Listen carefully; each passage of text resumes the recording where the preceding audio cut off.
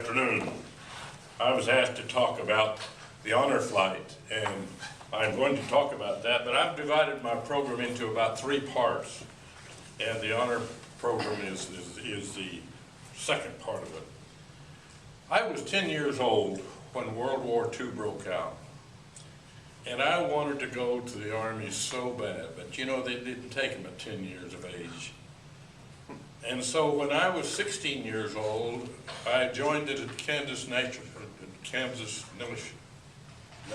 Guard. And in that we had, every month we had 3 hours of training, and then in the summertime, the National Guard went to Fort Leonard Wood, Missouri for 3 weeks training.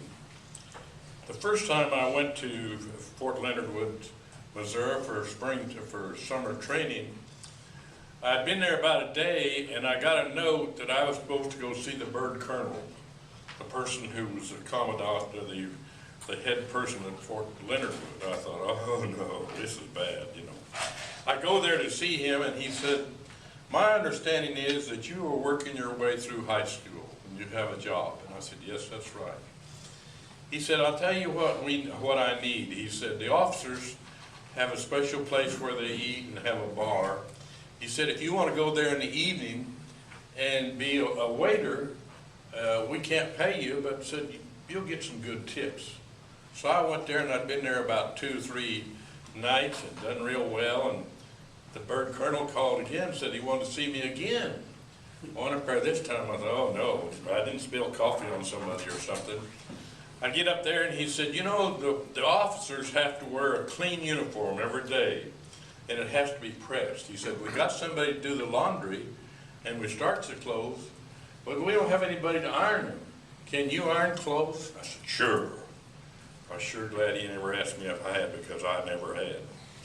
So then he said, we'll relieve you from all of your duties. On training, you can just iron clothes in the morning, and you work in the officer's mess in the evening, you know. I went home in 3 weeks with about $400 worth of tips. Now, when I got drafted in the early 50s, my wife and I had been married for about 1.5 years, and our oldest daughter was about ready to be born.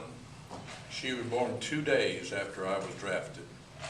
I got to see her for about 2 weeks, and then after I spent 16 months in Korea and came home, 2 years had passed, and I had not seen her but about 2 weeks in 2 years.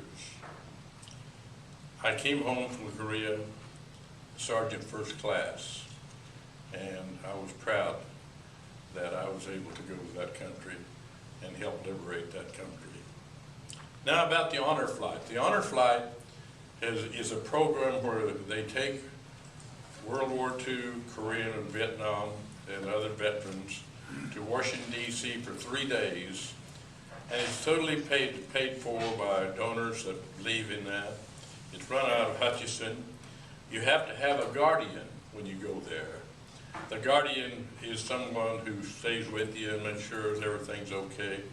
4 of our members, we had 4 World War II veterans and 24 Korean veterans on that flight.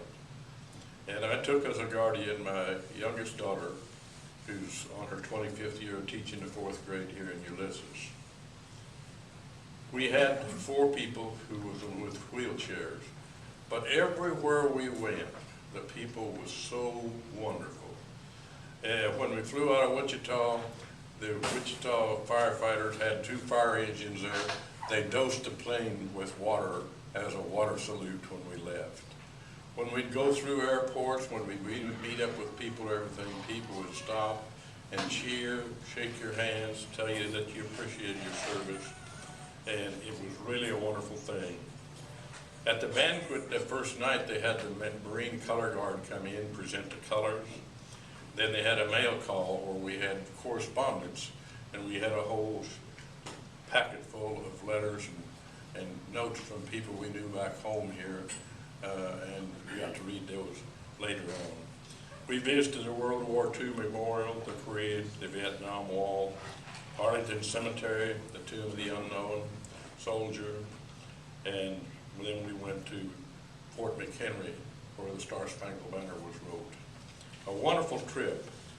My daughter was so enthused about that when we started home, she said, you know, the veterans get to fly for free, but the people who go as guardians have to pay $700. That includes their airfare and their hotels and their meals and everything else.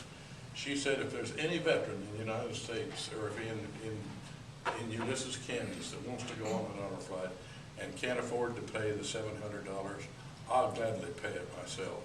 She was so enthused about the honor flight. It was an experience that I don't think I'll ever forget.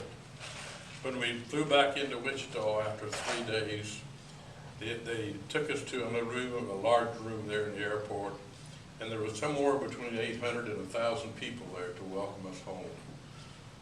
Friends and family of the people who went on the flight, school teachers, little children, all of them. They had signs and everything else. They had bagpipes playing. And they done everything on this particular trip they could to honor people who spent time in the service. I have a part of a article that came out from the 3rd Infantry Division I served with. By the way, when we went to see the Tomb of the Unknown Soldier, Audie Murphy, the most decorated soldier of World War II, grave is so close by there. If you don't know the story behind Audie Murphy, you ought to read it. Audie Murphy was in the same division in Europe in World War II that I served with in Korea. What I'm going to read this evening came from a publication from our division. The story goes like this. There was 2 veterans who was in charge of the military cemetery. And it was a hot day, and they'd spent all day there, and they was anxious to go home. And right at closing time, the time for them to close, a car drove in. And one of the men said, when I saw the car pull in the driveway, it was a 69 or 70 model Cadillac DeVille, looked factory new. It pulled into the parking lot at a snail's pace. An old woman got out so slow I thought that she was paralyzed, but she had a cane and a sheaf of flowers and about 4 or 5 bunches of flowers, as near as I could tell.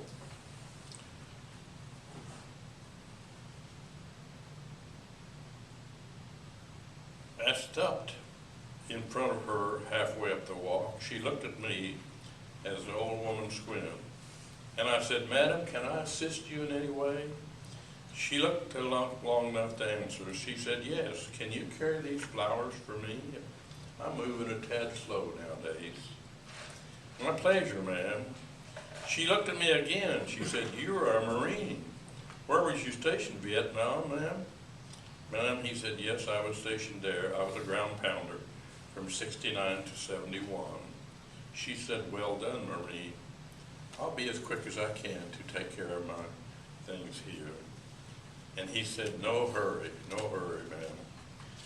Yes, ma'am, I'm at your service. She headed to the World War I section and stopped by a stone. She picked up some of the flower bunches out of her arm and laid it on top of the stone.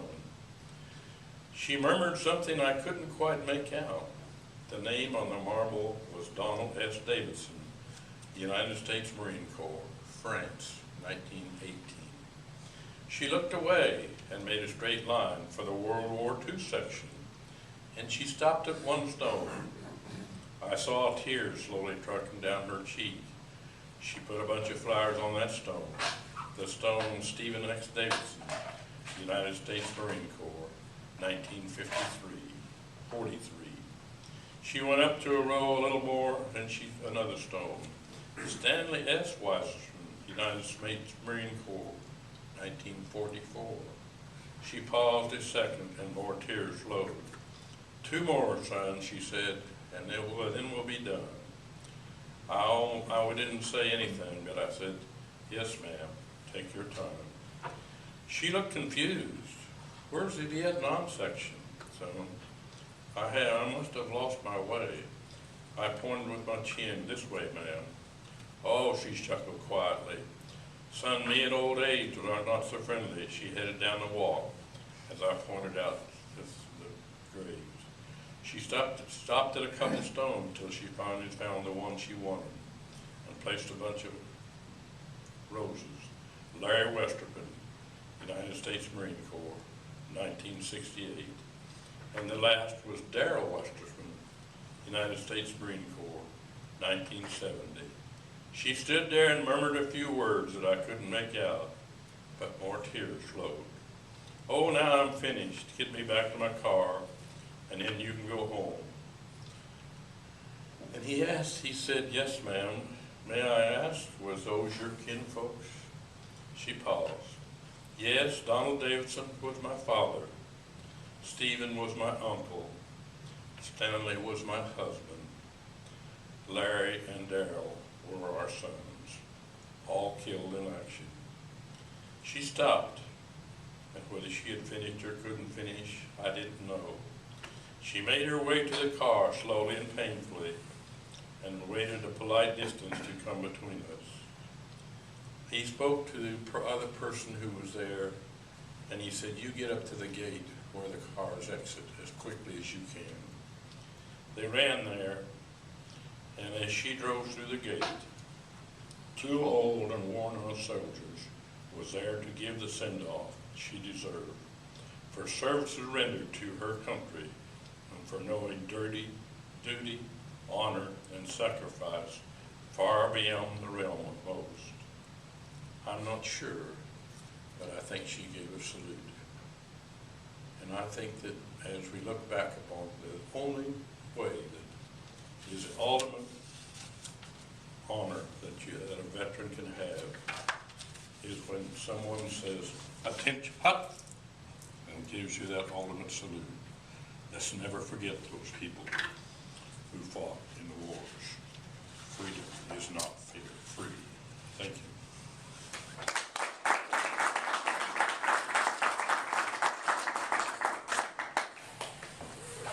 Thank you, Perry.